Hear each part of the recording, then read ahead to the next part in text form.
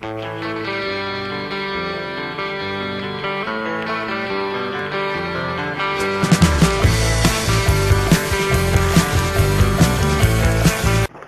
answers. We know that the legislature was lied to. We know that there were documents that were produced by folks in the administration that contained false information that was kept out of public scrutiny. I believe at times the numbers were cooked in order to stay below the threshold that is required for disclosure to the legislature of plans. We know that the judge's order was misinterpreted, and that's being polite in my language. So today, we want to understand what happened. Did everybody know, or perhaps even worse, did nobody know what was really going on at San Quentin?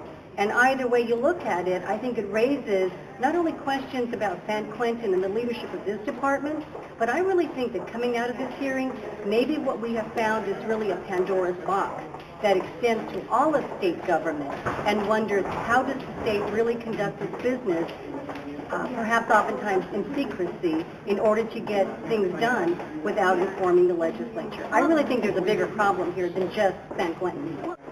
Well, these are, depending on who they are. I've asked Secretary Tilton this. He has already discussed some possibilities of looking at discipline. We'll hear from him today about that. Many of these are political appointments by the governor. I think to a certain extent this administration perhaps needs to get more engaged with actually what's going on in its own department. I wonder who's running the store, especially in the Department of Corrections. Is it the policy guys? The secretary claims he didn't even know. Is it the lawyers? Do they even talk to each other? I mean, that's really, I was flabbergasted when I began to study documents and to take a look at who was writing what without consulting with other individuals. And at the end of the day, it took an accidental tourist who stumbled upon a new death chamber and finally did something that nobody else bothered to do, and that was to ask questions. And that's why we're here today, because one person finally asked the question that it appears nobody within the Department of Corrections and Rehabilitation ever bothered to ask.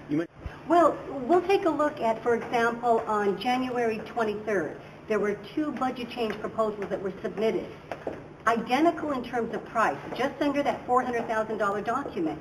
And yet, when we began to read them carefully, we saw that the text of the document changed. One of them clearly stated that the judge had ordered the construction of a new death chamber.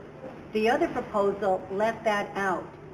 And yet, both of these sets of documents had signatures attached to them, and they went through the process.